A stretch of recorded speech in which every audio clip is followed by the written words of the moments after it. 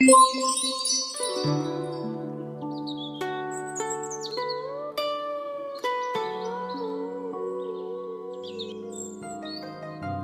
傅，我媽媽患咗子宮頸癌初期，可唔可以請你為佢加持祝福啊？媽媽好信任你㗎，有你開導，佢先安心治療。你哋兩位咁孝順，老人家真係有福啦！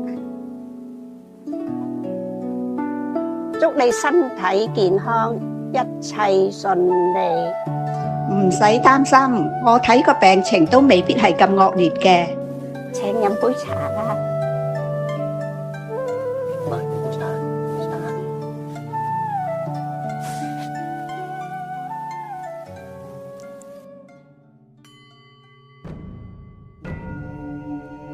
thank you， 快啲買餸啦！我今日仲有客人噶。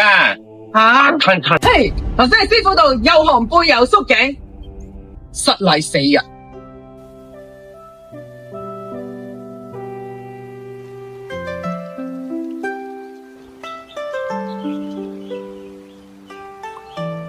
佢哋啊，不嬲啊，人前演戲，人後變臉噶。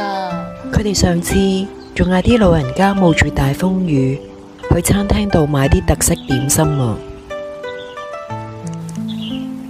物以類聚，人為群分，虛情終將引嚟危友，如露如電，何須執着呢？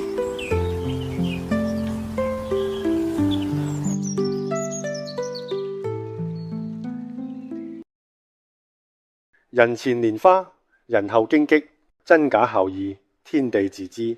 點擊下方標題，參悟真心如鏡嘅智慧。